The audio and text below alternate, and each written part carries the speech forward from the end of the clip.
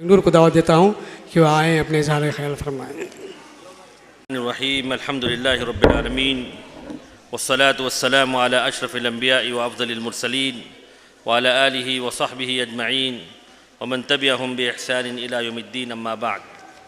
محترم صدر جلسہ، معزز علماء کرام، ذمہ داران مدرسہ عثمانیہ تحفیظ القرآن اور عزیز بچوں، بڑی خوشی کی بات ہے کہ آج اس مدرسے کے تیسرے سالانہ جلسے میں ہم شریک ہوئے ہیں، اور قابل مبارکباد ہیں وہ اساتذہ اور معلمات جو اس مدرسے میں بچوں کو، خواتین اور لڑکیوں کو دینی تعلیم دے رہے ہیں۔ محترم حاضرین، ہم چونکہ ایک منہج اور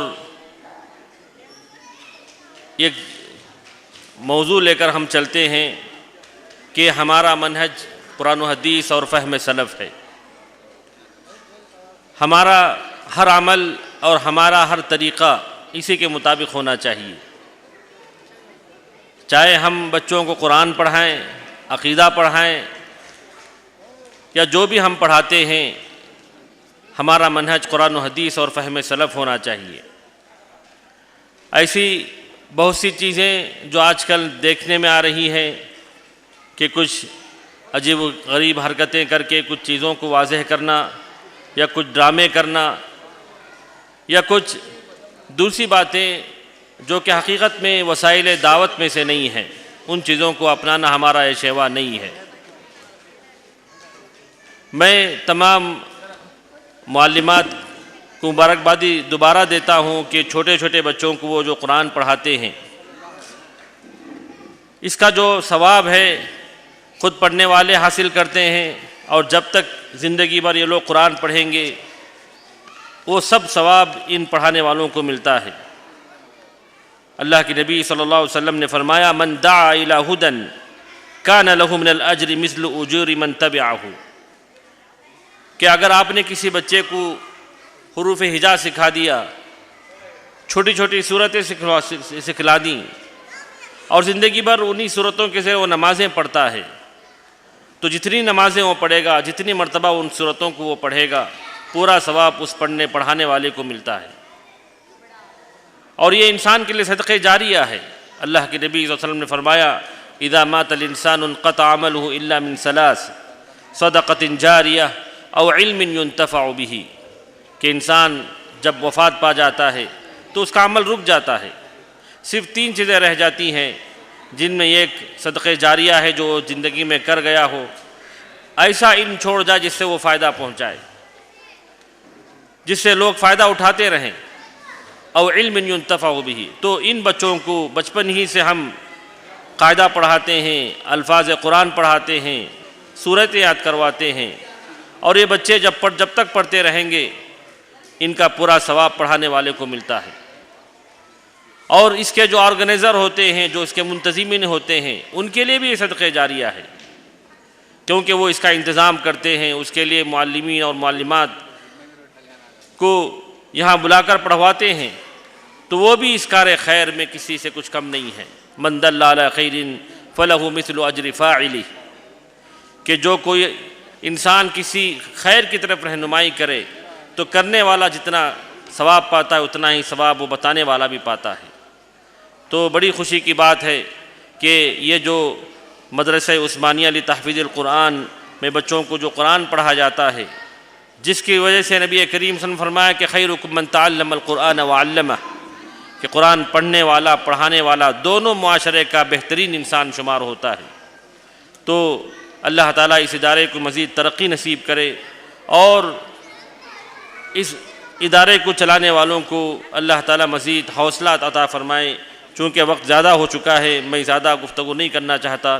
وآخر دعوانا الحمدللہ رب العالمین، وصلی اللہ علی نبینا محمد۔ جزاک اللہ۔ یہ تھے فضیلت الشیخ کے امیر رحمان مدنی حفظ اللہ۔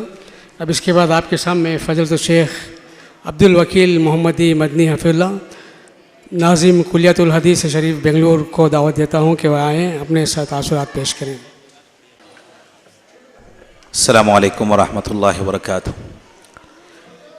الحمد لله رب العالمين والصلاة والسلام على أشرف الأنبياء وإمام المرسلين نبينا محمد وعلى آله وصحبه ومن سن بسنته إلى يوم الدين أما بعد. صدر محترم، معزز علماء کرام، ذمہ داران جماعت اور ذمہ داران مدرسہ عثمانیہ لتحفیظ القرآن، اللہ کا بے شمار شکر و احسان ہے کہ آج چھوٹے بچوں کی زبان سے قرآن مجید کی تلاوت،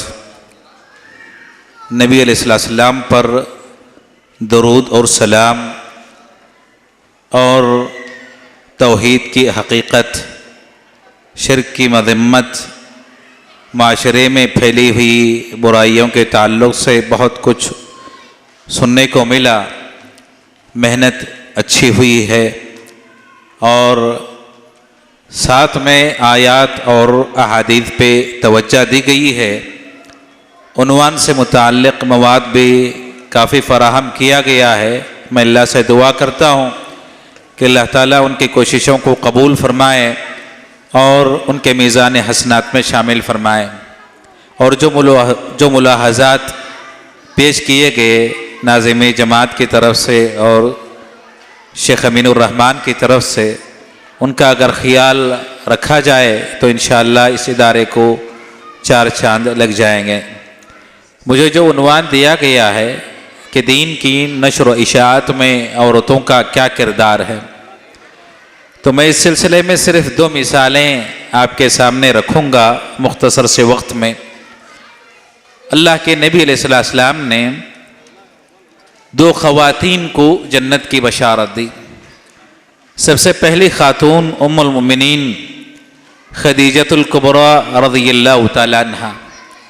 جبریل امین آئے اور فرماتے ہیں کہ اللہ کے نبی آپ خدیجہ رضی اللہ تعالی عنہا کو جنت کی بشارت دیں اور جنت میں ایک گھر کی بشارت دیں، ایسا گھر جو جواہر اور موتیوں سے بنایا گیا ہو، جس میں شور شرابہ نہیں ہوگا اور تھکان نہیں ہوگی، بالکل سکون اور اطمینان کی زندگی بسر ہوگی. اور دوسری جو خاتون ہیں ام المؤمنین عائشہ صدیقہ رضی اللہ تعالی عنہا، نبی علیہ السلام نے فرمایا کہ فضل عائشہ علی النساء کفضل السرید علی سائر الطعام، کہ عائشہ کو ساری عورتوں پر وہی فضیلت حاصل ہے جو کھانوں میں سرید کو حاصل ہے. سرید انتہائی اعلیٰ کھانا تصور کیا جاتا تھا. تو یہ جو بشارت ملی ہے ان دونوں خواتین کی دین کی نشر و اشاعت میں کوششوں کی وجہ سے. جب سب سے پہلی وحی نازل ہوئی تو اللہ کے نبی علیہ السلام کی زبان سے پہلی وحی کو سننے والی ایک خاتون ام المؤمنین عائشہ خدیجۃ الکبریٰ رضی اللہ تعالیٰ عنہا تھی.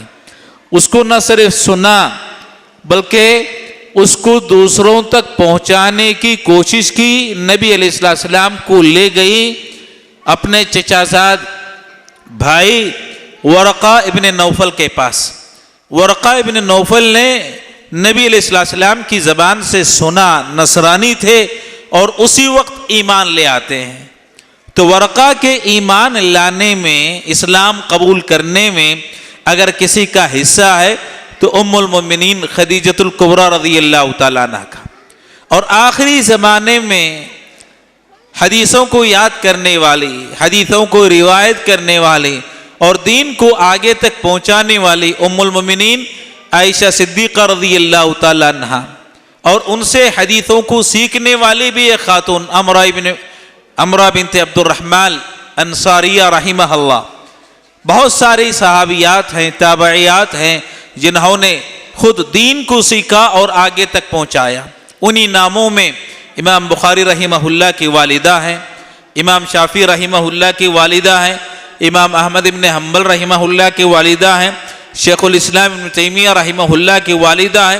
یہ فہرست اتنی طویل ہے کہ مختصر سے وقت میں فہرست کا احاطہ نہیں کیا جا سکتا، تو اگر خاتون صحیح تعلیم حاصل کرتی ہے تو دین کی نشر و اشاعت میں مردوں سے زیادہ خواتین کا کردار اور خواتین کی کوششیں ہو سکتی ہیں۔ میں اللہ سے دعا کرتا ہوں کہ اللہ تعالی ہم سب کو دین کی تعلیم حاصل کرنے، اس کو سمجھنے اور دوسروں تک اس کو پہنچانے کی توفیق عطا فرمائے۔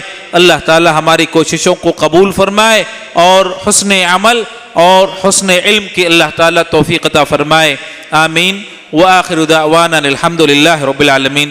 السلام علیکم ورحمۃ اللہ وبرکاتہ۔ جزاک اللہ واصل جزا۔ یہ تھے فضیلت الشیخ عبدالوکیل مدنی محمدی حفظ اللہ۔ مختصر وقت میں بہت ہی عمدہ باتیں بتائیں۔ اللہ سے دعا کرتے ہیں کہ جو کچھ کہا ہے اس پر عمل کی توفیق عطا فرمائے۔ اب اس کے بعد پروگرام کی آخری کڑی صدر اجلاس فضیلت الشیخ اعجاز احمد ندوی حفظ اللہ کو دعوت دیتا ہوں کہ وہ آئیں اپنے صدارتی خطاب سے ہم تمام کو مستفید فرمائیں۔ السلام علیکم ورحمۃ اللہ وبرکاتہ۔ الحمد للہ رب العالمین والصلاة والسلام علی سید الانبیاء والمرسلین وعلی آلہ واصحابہ وازواجہ اجمعین وعلی من تبعہم بإحسان الی یوم الدین، اما بعد۔ معزز اور موقر علماء کرام، جماعت و جمعیت کے ذمہ داران، دور اور نزدیک سے تشریف لائے ہوئے ہمارے محترم سامعین، معزز خواتین، عزیز طلباء و طالبات، بڑی خوشی کی بات ہے کہ آج ہم اور آپ مدرسہ عثمانیہ لتحفیظ القرآن بنگلور کی سالانہ اجلاس میں شریک ہیں۔ معصوم بچوں نے بہت ساری اہم باتیں قرآن اور حدیث کی روشنی میں ہمارے سامنے پیش فرمائی ہیں۔ یہ بچے ہمارا مستقبل ہے، انہی بچوں کو کل قوم کا معمار بننا ہے۔ یہی بچے آگے چل کر کے جماعت اور جمعیت کے سپاہی ہوں گے، انہی بچوں کو کل قوم کا معمار بننا ہے، بڑے ہو کر انہی کو قافلہ سالار بننا ہے۔ بہت ہی خوشی کی بات ہے، محترمہ ریشمہ قمریہ صاحبہ اور ان کے شوہر جناب ایوب صاحب نے مل کر کے اتنی بہترین بزم سجائی ہے۔ میں مبارکباد دیتا ہوں اور اللہ سے دعا کرتا ہوں کہ اللہ تعالیٰ ان کی خدمات کو قبول فرمائے۔ صدارتی خطاب کے لیے ایک بڑا مسئلہ رہتا ہے، جو چیزیں ہم بولنا چاہتے ہیں مقررین بول دیتے ہیں، بہت ساری خامیوں کی طرف نشاندہی کی گئی، بہت ساری اچھائیوں کو سراہا گیا۔ ناظم اعلیٰ صوبائی جمعیت اہل حدیث کرناٹک و گوا نے کچھ نشاندہی کی ہے۔ فاضل مقررین میں کہ امین الرحمن صاحب عمری مدنی حفظ اللہ، شیخ عبدالوکیل محمدی مدنی حفظ اللہ نے بہت زرعی خیالات کا اظہار کیا ہے۔ اللہ سے دعا ہے کہ اللہ تبارک و تعالی تمام کی خدمات کو قبول فرمائے۔ خواتین نے دنیا میں انقلاب پیدا کیا ہے۔ جس طریقے سے مردوں نے بہت بڑے بڑے کارنامے انجام دیے ہیں، خواتین نے بھی بہت بڑے بڑے کارنامے انجام دیے ہیں۔ قرآن مجید میں اور احادیث رسول میں بہت ساری خواتین کا تذکرہ اللہ اور اس کے رسول نے کیا۔ قرآن مجید میں بار بار اللہ تعالیٰ نے حضرت مریم علیہ السلام کا تذکرہ کیا ہے اور فرمایا احسنت فرجہا، مریم نے اپنے شرمگاہ کی حفاظت فرمائی۔ تو خواتین کے لیے ضروری ہے کہ اپنے شرمگاہ کی حفاظت فرمائیں۔ عورت مکمل طور پر عورت ہے، اس کے بال سے لے کر کے اس کے ناخون تک سراپا عورت ہے۔ اس کی حفاظت کرنا، لوگوں کی نگاہوں سے بچا کر رکھنا، یہ عورت کی ذمہ داری ہے، اس کا خاص خیال کیا جائے۔ حضرت مریم علیہ السلام نے اپنے شرمگاہ کی حفاظت کی۔ اللہ کے نبی صلی اللہ علیہ وسلم نے فرمایا کہ خواتین کے اندر اگر 4 صفات پیدا ہو جائیں تو وہ جنت کے 8 دروازے سے جس سے چاہے داخل ہو جائے گی۔ مردوں کے لیے اس کے لیے بہت بڑے بڑے کام کرنے پڑتے ہیں، لیکن خواتین کے لیے جنت کے 8 دروازے کھول دیے جائیں گے اگر وہ 4 چیزوں کی حفاظت کریں۔ احسنت فرجہا، اپنے شرمگاہ کی حفاظت کرنا، اطاعت بالہا، اپنے شوہر کی اطاعت و فرما برداری کرنا، اسی طریقے سے صامت شہرہا، رمضان کے روزے رکھنا، اسی طریقے سے نماز کی پابندی کرنا۔ المرأة اذا صلت خمسہا وصامت شہرہا وحسنت فرجہا واطاعت بالہا، یہ 4 کام اگر خواتین کر لیتی ہیں، 5 وقتہ نمازوں کا اہتمام، رمضان کے روزوں کا اہتمام، اپنے شرمگاہ کی حفاظت اور اپنے شوہر کی اطاعت و فرما برداری، پیارے نبی فرماتے ہیں جنت کے 8 دروازے ان کے لیے کھول دیے جائیں گے جس دروازے چاہے داخل ہو جائیں۔ آج جو فتنہ ہے ان فتنوں میں ایک عظیم فتنہ ہے کہ خواتین اپنے شوہروں کا احترام نہیں کرتی ہیں۔ اللہ کے نبی صلی اللہ علیہ وسلم نے جب بھی خواتین سے خطاب کیا ہے تو اس بات پر آپ نے زور ڈالا ہے۔ عیدین کے خطبہ پر آپ ہمیشہ کہا کرتے تھے کہ عورتوں آگاہ ہو جاؤ، میں نے دیکھا ہے جہنم میں تمہاری تعداد بہت زیادہ ہے۔ ایک خاتون کھڑی ہوئی اور کہا کہ اے اللہ کے رسول، جہنم میں ہماری تعداد زیادہ کیوں ہے؟ آپ نے فرمایا کہ اس لیے کہ تم ناشکری کرتی ہو۔ خاتون نے کہا کہ اے اللہ کے رسول، کیا ہم اللہ کی ناشکری کرتے ہیں؟ کہا نہیں، تم اپنے شوہروں کی ناشکری کرتی ہو۔ اس لیے خواتین کو ہوش کے ناخن لینا چاہیے۔ اپنے شوہروں کی ناشکری کرنا اللہ کو سخت ناپسند ہے، اور ایسا عمل، ایسے کارنامے انجام دینے کی وجہ سے عورت جنت سے محروم ہو سکتی ہے۔ آج اکثر خواتین اپنے شوہروں کی ناشکری کرتی رہتی ہیں۔ وہ شوہر جو ان کے لیے رات دن محنت کرتا ہے، کما کے لاتا ہے، ان کے لیے 100 جتن کرتا ہے، لیکن کسی موقع پر اگر ان کی خواہش پوری نہیں ہوئی تو بے باکی کے ساتھ کہہ دیتی ہیں کہ تمہارے ساتھ جب سے میں آئی ہوں مجھے سکون نہیں ملا۔ یہ جملہ اتنا خطرناک ہے کہ اللہ ناراض ہو جاتا ہے اور اس عورت کو جنت سے محروم کر دیتا ہے۔ آج کا یہ اجلاس جس میں خواتین کی تعداد بہت زیادہ ہے، میں یہ پیغام دینا چاہتا ہوں کہ میری ماؤں، بہنوں، بیٹیوں، اپنے شوہروں کی اطاعت و فرما برداری کرو، اور جس حال میں بھی وہ تمہیں رکھیں خوش رہو، کبھی بھی ان کے ساتھ ناشکری کا معاملہ نہ ہونے پائے۔ اسی طریقے سے اللہ تبارک و تعالیٰ نے قرآن مجید میں حضرت آسیہ کا ذکر کیا ہے۔ یہ وہ خاتون ہیں جنہوں نے فرعون کے مظالم کو برداشت کیا اور اللہ تبارک و تعالیٰ سے دعا کی، رب ابنی لی عندک بیتا فی الجنہ، اے میرے پروردگار میں چاہتی ہوں کہ تو میرے لیے اپنے سامنے جنت میں ایک گھر بنا دے۔ بیت کا لفظ استعمال کیا گیا ہے، انہوں نے بیت کے لیے دعا کی ہے۔ آپ محسوس کر سکتے ہیں کہ ایک مہارانی جو عالی شان محل میں رہتی ہے، جس کے خدمت کے لیے نوکر چاکر لگے ہوئے ہیں، جس کی ایک اشارے پر کئی قسم کے کھانے اس کے سامنے پیش کیے جا سکتے ہیں، فرعون کے مظالم کو برداشت کر کے اور اس کے محل کے آرام و آسائش کو ٹھکرا کر کے اس نے اللہ سے دعا کی، اللہ مجھے چھوٹا سا ایک گھر دے۔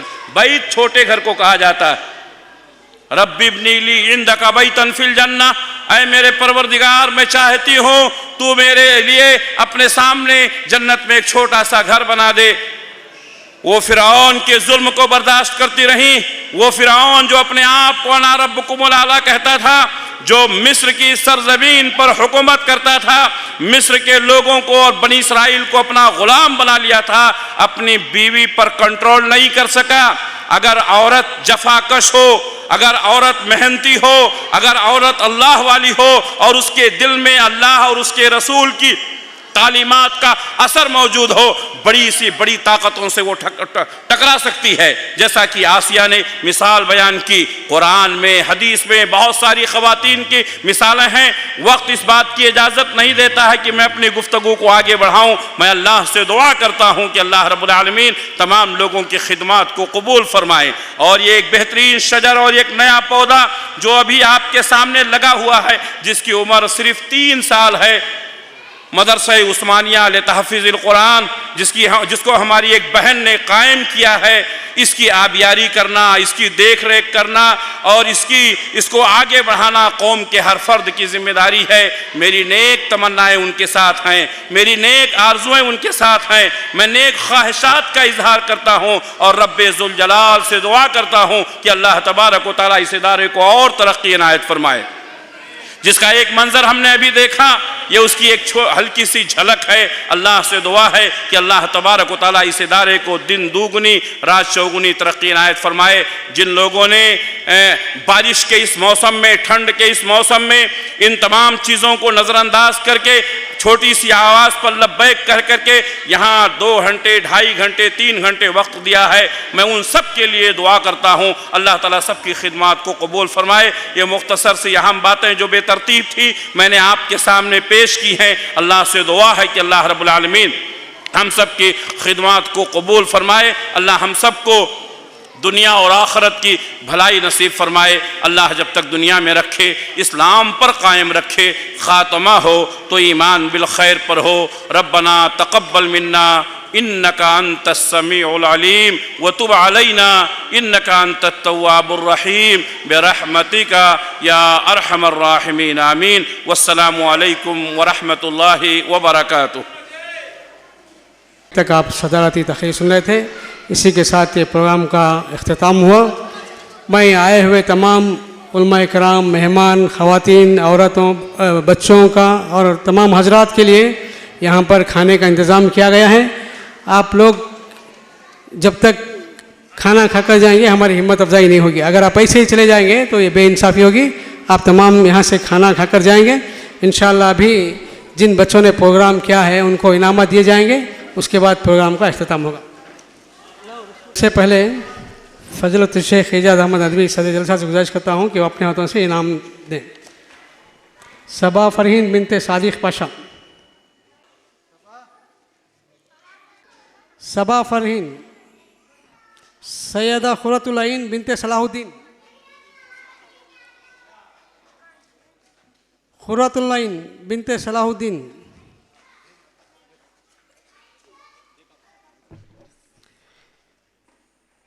इसके बाद फजलत शेख के अमीर रहमान मदनी हफ़िज़ुल्लाह अपने हाथ से नाम देंगे।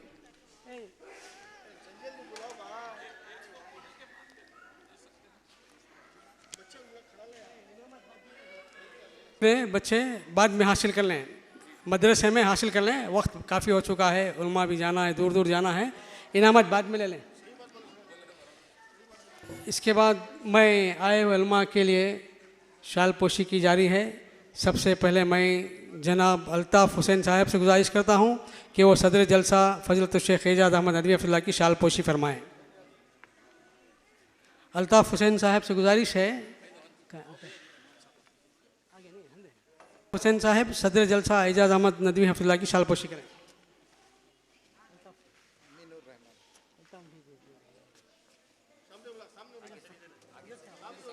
के अमीनुर रहमान मदनी हफ़िज़ुल्लाह की शाल पोशी जनाब इकबाल हुसैन साहब करेंगे।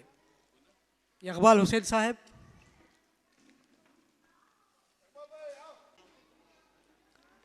फजलत शेख अब्दुल वकील मदनी की शाल पोशी जनाब मोहम्मद अयूब साहब सरपरस्त मदरसा फरमाएंगे।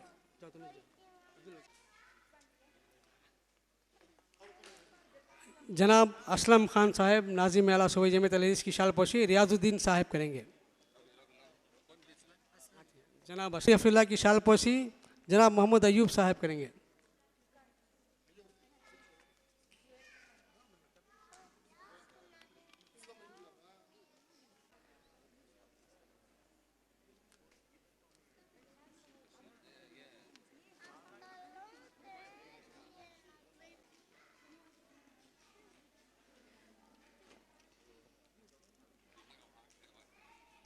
इस मोहल्ले के मईद के इमाम जनाब यासीन खान साहब हफ़िज़ुल्लाह की शाल पोशी मोहम्मद अयूब साहब करेंगे।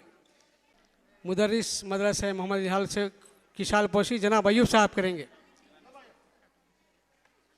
2 मिनट साहब।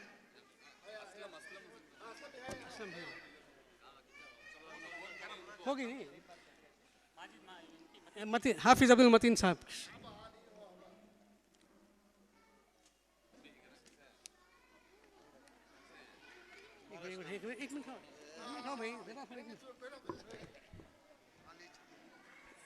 یہ ابھی بچوں کے انعامات ہیں، انشاءاللہ وہ بعد میں دیے جائیں گے. بڑا دو اجلاس جو ہے لاک ڈاؤن میں مختصر ہوئے تھے، تجربہ نہیں تھا. یہ پہلا اجلاس ہے.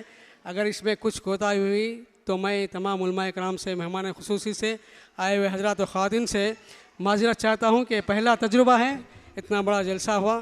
میں اللہ سے دعا کرتا ہوں کہ آئے ہوئے تمام مہینوں کے اللہ تعالی ہمارے خدمات کو قبول فرمائے.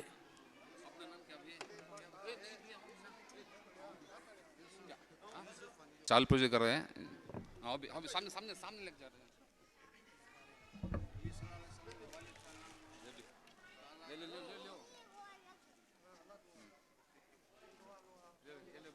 ہے کہ کھانے سے فارغ ہو کر جائے، تبھی ہماری ہمت افزائی ہوگی. شیخ امین الرحمان صاحب سے بھی گزارش ہے کہ کھانے سے فارغ ہو کر